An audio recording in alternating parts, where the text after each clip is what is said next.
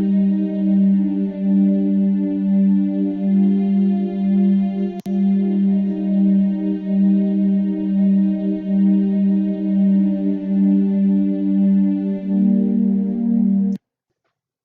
you like that intro? ODD made me that a couple of years ago, and I use it when I'm doing spooky, wacky, crazy things like UFOs and NASA and so forth and so on. Today's the 4th, it's December, it's 2018, and this is an event that occurred on the 11th of November, 11/11.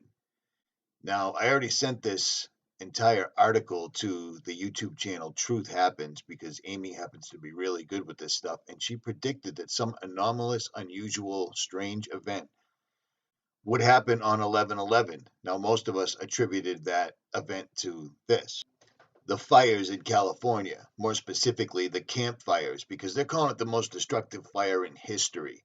And those people are still living through this right now. The amount of people that have been lost is unknown. Apparently, no one's keeping track of that. The amount of property and everything else that's been destroyed is unbelievable.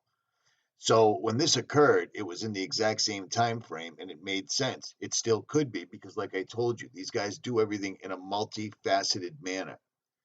Unlike most of us who do something expecting a result, they do something and using the technology they have available, they expect about three, four, five, sometimes dozens of results from one thing.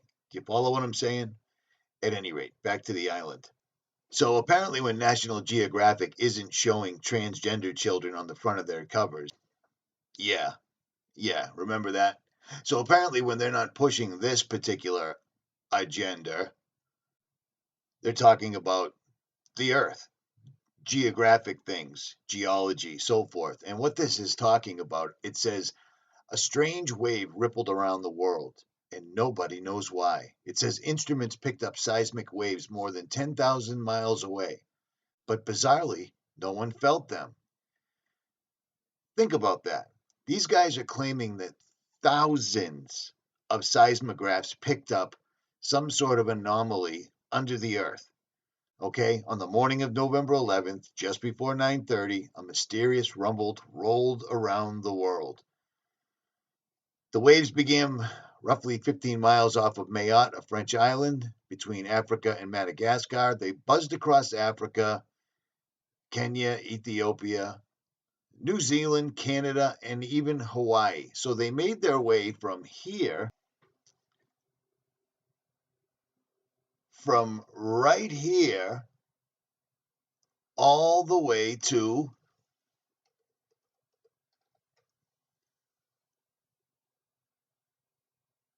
yeah, Hawaii. Now, that's a really long distance, don't you think? And all along the way, according to their story, seismic waves were being picked up all over the place. And only one person noticed the odd signal. Only one person. And his name was Goran Ekstrom, a seismologist at Columbia University. Columbia. Notice that. So we got Columbia, 11/11, and 9:30. Just, keep that on the side note. But apparently nobody noticed these, and they I mean this was enough, and they claim it went on for quite a while, that the earth was actually ringing like a bell.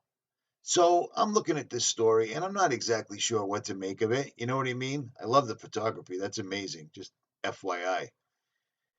And like I said, I sent it over to Truth Happens because she's more of a detective than most people that I know, and she'll look into this and see what's up. And then, strangely, after seeing this story and thinking about it for a couple of weeks, I found this. This is a paper from NASA, and as you can see up here, it's 12/4/2018, so it is current. And what NASA is saying is that they need to team up with SETI and really crack down on this alien life form thing. It seems to me that SETI has ignored, at least officially, a potential relevance of UFO phenomena for three reasons. The assumption is extremely low of interstellar travel, likelihood of hoaxes, the general avoidance of the subject by the scientific community. So this occurs which is strange to me, right? It's strange. These guys are claiming that there was an earthquake that made it from one side of the planet all the way to the other, setting off seismograph equipment the entire way, but nobody felt it. An earthquake big enough that it kept going for 20 minutes. It made it from Africa to Hawaii. Okay? That's quite the difference. Africa to Hawaii. Look at this distance. You definitely need a few Twix bars for that. I mean, that's going to take a while, no? Okay. So this occurs on the 11th. This paperwork is still out right now where NASA is telling everybody they need to hook up with SETI and see what's going on for real. Now, what is SETI, you might ask? SETI is the search for extraterrestrial life, and they did a thing much like CERN where people could actually donate their private computers for SETI to use in a network capacity where we could use all the computer force on the planet to try to find extraterrestrial life. Okay? Now, what's SETI's mission statement? Well, let's look at that. What is life? How does it begin? Are we alone? These are things that SETI wants to know. Notice the backwards and upside down S. Just saying. So NASA and SETI, they need to look into things even more. And then suddenly this fell into my lap. And let's take a look at this. This is from a subscriber that lives in Australia. Good day, Richie. Been watching your work for a few years now. Well done and thanks. Your recent video, blah, blah, blah, talking about the city lights reflecting back down due to the chemtrails freaked him out. Now, he's going to talk about something where he says, here we go. I was in Alice Springs recently in late September, and there was a light festival called Parjima. I don't know how to say that. Basically, they shine lights up on the rock cliff faces at the desert park, showing a story of Aboriginal Dreamtime stuff. Now, I've seen something very similar like this in the canyons at Moab. Exactly. Here's the St. John River. There's the moon. Here's the canyon walls. And for whatever reason at night, now I stumbled upon this by accident. I'm driving down a canyon road in Utah in the middle of the night. I come around a corner and there is a shitload of lights pointing at the cliffs. And then there's boats full of people and they're telling them stories that the Native Americans may have talked about, something like that, blah, blah, blah. Well, this is the same type of thing. Same type of thing. He says, I went there for the first night and had a watch. Not too bad. Nice insight of the Aboriginal culture and a good light show. Okay, Aborigines, Native Americans. It's the same thing. So it plays. At certain points of the show, they shone a dozen or so high-powered spotlights up on the rock face. The lights would then point away from the rock face in the opposite direction at about a 45-degree angle and would crisscross over the spectators. I watched this for several nights afterwards, camped several miles away. When they did the crisscross pattern and turned the lights to the sky and away from the rock face, I could see, clear as day, from the opposite horizon came a mirror image of the spotlights, as in when I looked to the desert park. So what he's going to say here without me reading this entire thing, thank you, Pete, and even in Australia, they do not consent. Awesome. What he's saying is this. When I'm babbling in this video, I'm standing 1 inch from the end of Boston Harbor. This is the Atlantic Ocean right here. It's all water, blah, blah, blah. Right there behind my giant head is Boston. And you can see the lights from the city are hitting the clouds, not too high in the sky, and reflecting down, which is literally lighting the night sky up. So what he's saying is,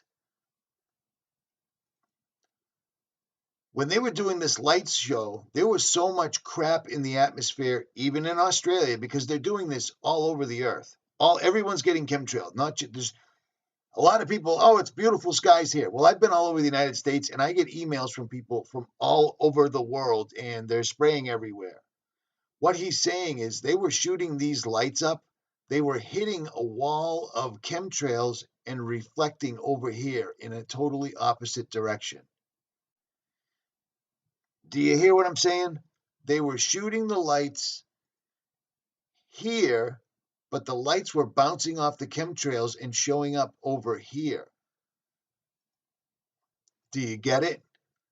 So suddenly they're telling us there's this crazy unknown, it's an earthquake that nobody can feel, because that's the kind of science we live in right now.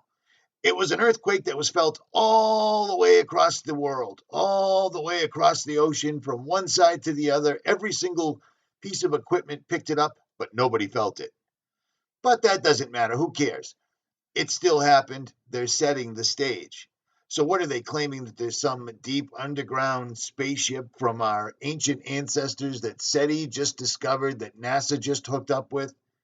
Because NASA is on the ropes. We're watching these guys every single solitary day put up more nonsensical bullshit like this. You know what I mean? They know the jig is up. They know that people are figuring out that this is complete and total bullshit. That, the space rocks they gave to the Duchess were actually petrified wood. All the people up in outer space have hairspray and wires to keep them to looking gravitational. Do you see what I mean? So on 11/11, this story broke. And if you understand what I'm saying, they're claiming there was an earthquake that was felt by every single type of earthquake machine we have, from there all the way from Hawaii to Africa and back again. And then NASA wants to hook up with SETI because all of a sudden they're in a big rush. They need to find out what about these aliens. And meanwhile, all the while, NASA says the Earth is cooling, but these guys are going to start spraying the sky even more. So NASA, the guys that are alleged to have put us on the moon, the guys that are in charge of space, no matter what, the guys that took these pictures, allegedly, have told us that in 2 years the Earth is cooling. But Harvard doesn't care. Harvard is going to instead spray the sky. Oh, the Earth is cooling? Because, Harvard probably doesn't have televisions and radios and newspapers, so they probably don't know that NASA just said that the Earth has been cooling the last 2 years. So they're going to go ahead and spray even more shit into the sky to block out the sun. So does this and this and this and this and this all play together with this? I really think they do. I really think they do. The Earth is cooling. Okay, well then quickly, let's block out the sun. And notice the picture they chose to use. Do you see what I'm saying? Notice the picture they chose to use. At any rate, Richie from Boston. Links will be in the description. Like, share, and subscribe, or don't. But be ready and have no fear. God did not put the spirit of fear into men. And I'm out.